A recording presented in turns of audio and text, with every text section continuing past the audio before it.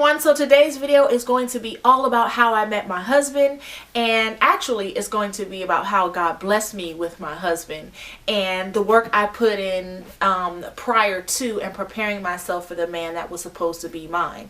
So and the reason why I've decided to share this story is a lot of people that we share our stories with, I mean it could be years ago, they always circle back asking the question, what was that Bible verse that your wife said that she cited again? What was that? Like, can you tell me more about it? And so I thought it would actually be cool to make a little video so that I can share like my background and the process and what led me to actually do that, and then how God blessed me later on with that. So I think this video is going to end up being pretty lengthy, but I think it's going to help somebody, so that's why I'm deciding to make it anyway.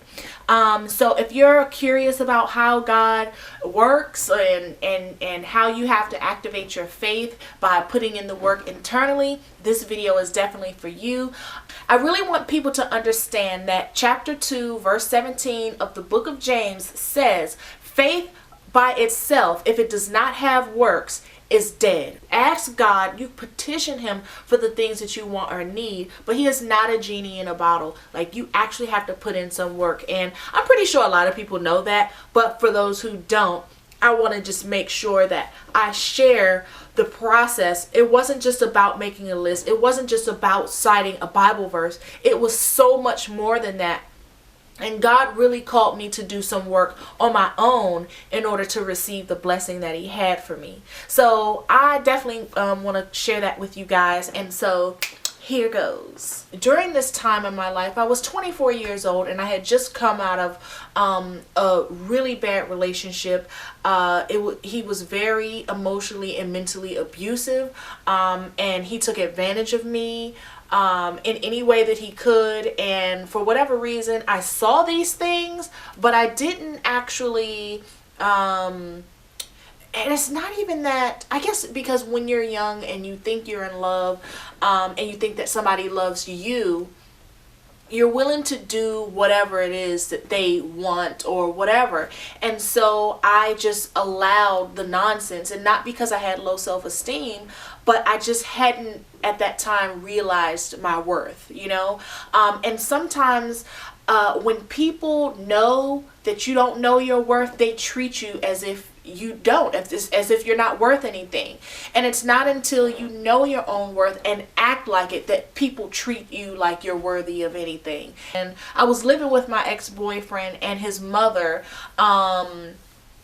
at that time, and I moved out, crashed on a friend's couch for like 3 or 4 weeks until I found my own apartment.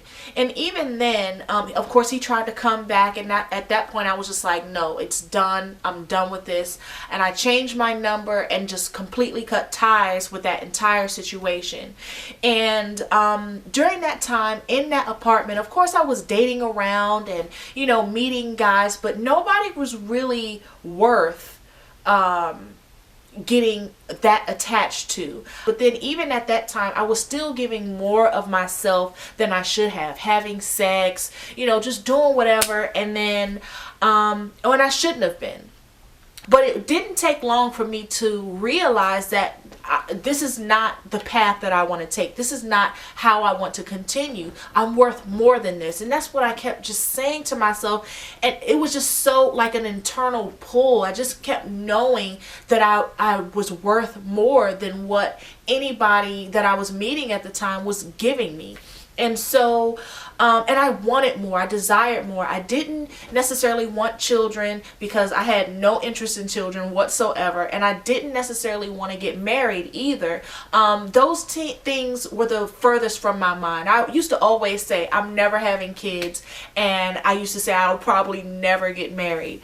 But during that time, that just wasn't in my scope, even though a lot of my friends were getting married, having children, and, you know, in long-term relationships. I just literally wanted somebody that was cool and that I can hang out with when I wanted to, and it not even necessarily involve sex. Like, I just really didn't even want to have sex. I wanted just somebody like a companion to hang out with. I didn't want none of the extra that came along that was supposed to, quote unquote, come along with it.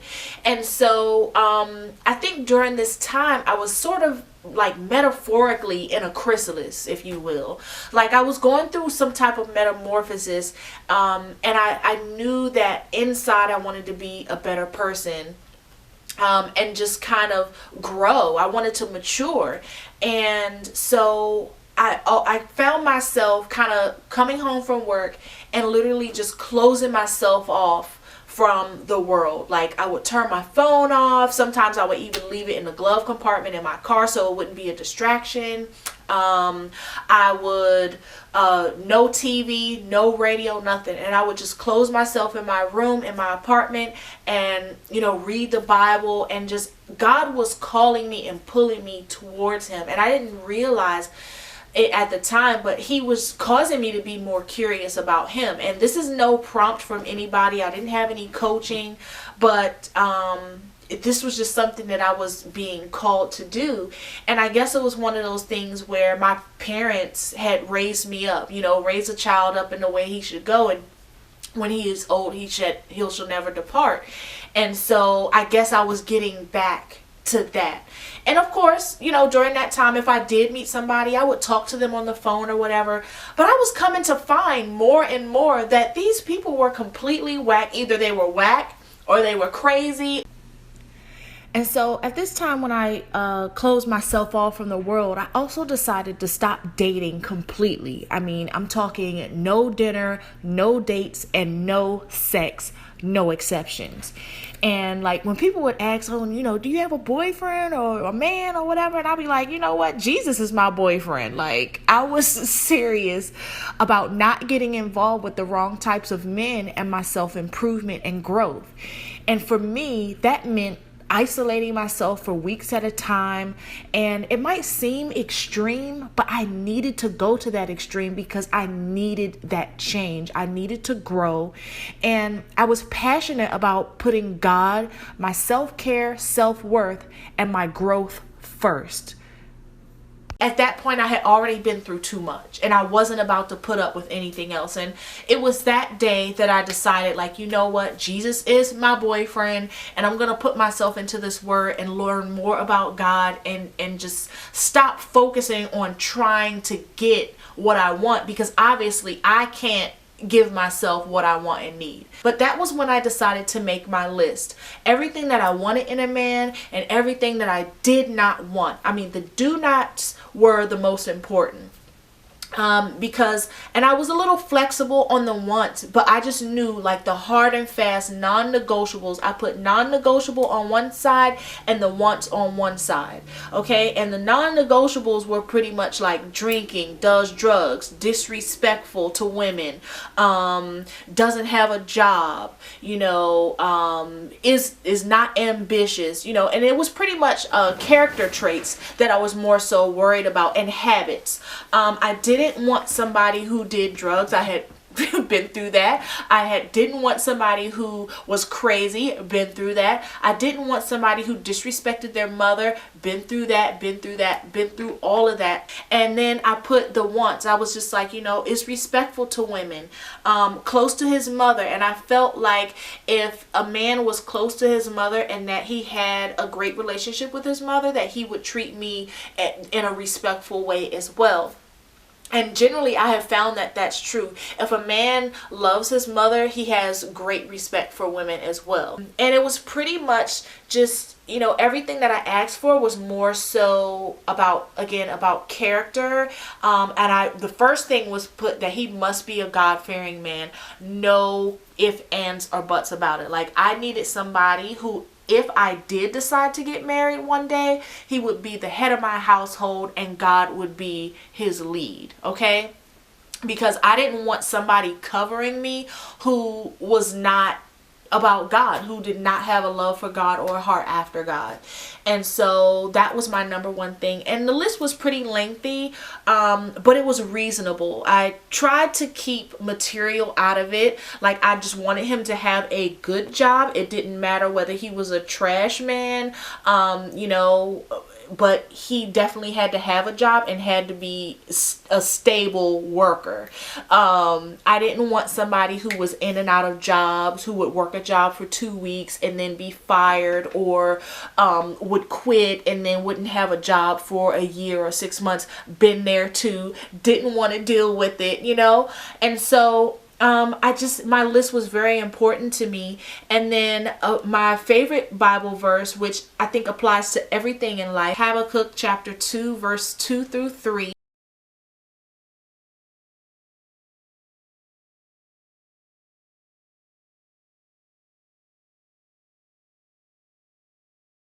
And so you have to make sure that you wait on God. You don't just put something out there and say, God, this is what I want, and then you not trust him to bring it to fruition, no matter how long it takes. All right, so after I made my list, there was some work, of course, that still needed to be done within myself, and I really had to start making some decisions about making sure that certain elements from the past weren't allowed to come back into my life, and certain things, certain behaviors of my own had to be changed. Like, I really had to start reconciling myself to myself, like, girl, get it together. You know you are worth more. And start acting like you know your worth. Naturally, I'm an introvert, and so I'm very introspective, and I started looking at situations and thinking about things that had happened in the recent past, and like, what could I have done differently to have a different outcome, or what should I have done? Maybe I should have avoided this, and how would I avoid it next time? How would I keep these things from happening again? Looking in the mirror at myself, and kind of just saying, like, girl, you're better than this. You should be doing better, you need to act better, and you can be better.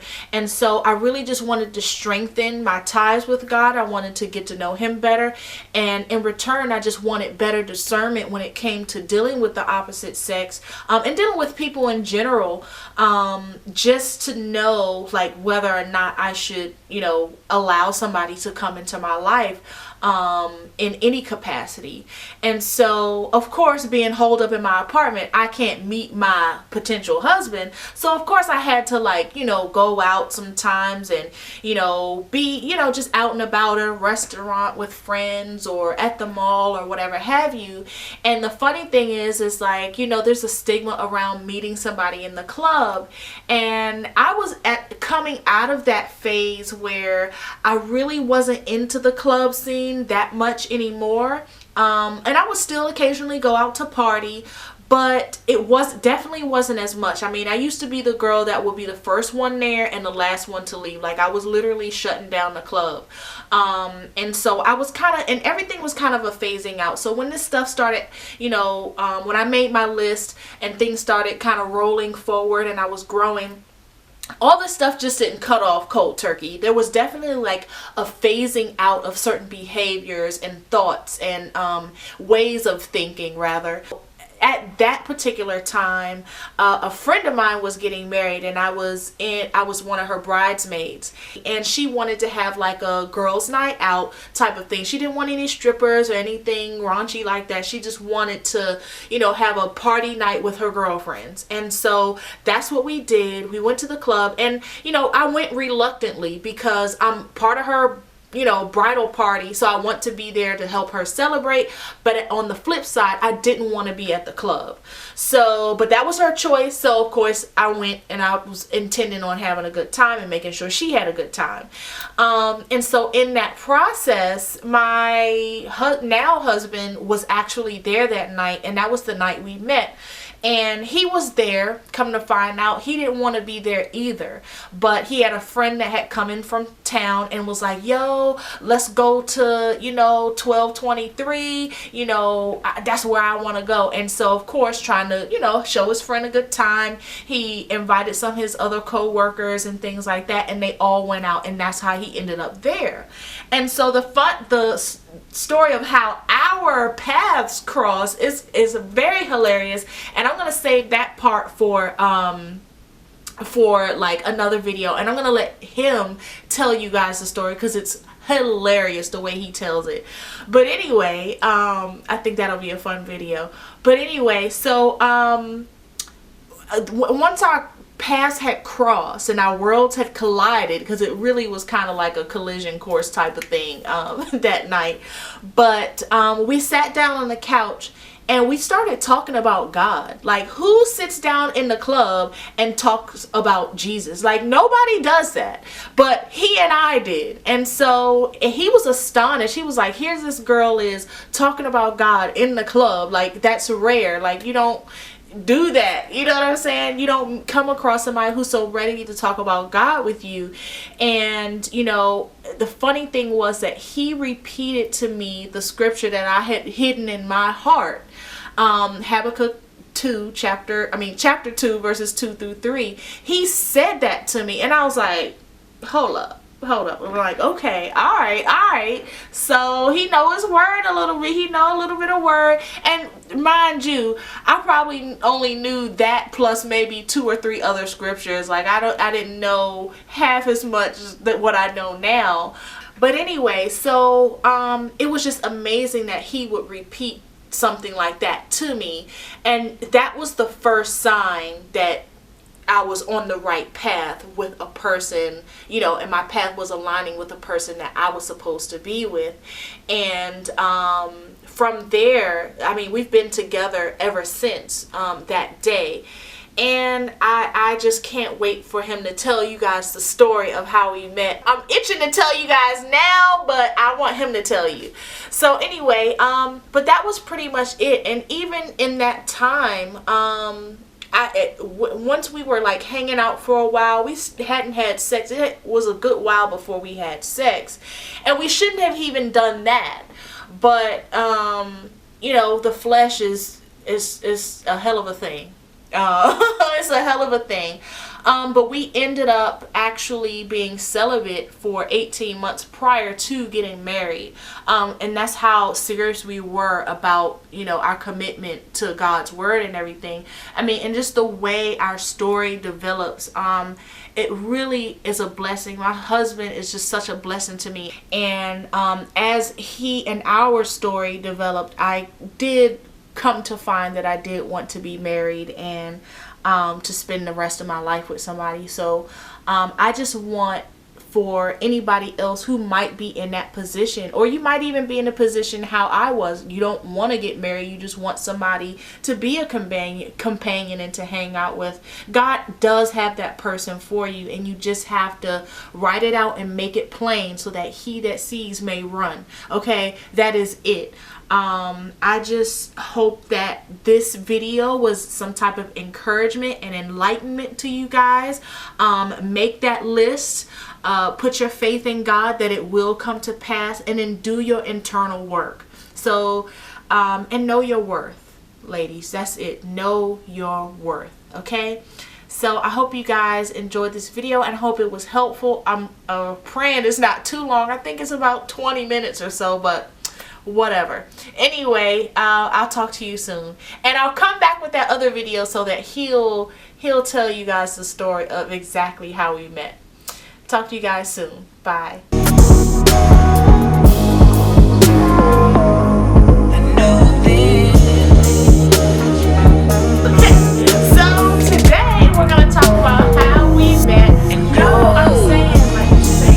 Tell the story. Was you not supposed to say that? If you on the camera, you already telling the story. Whatever. I'm gonna tell the story. Man, it's like real live TV. This is how we act every day.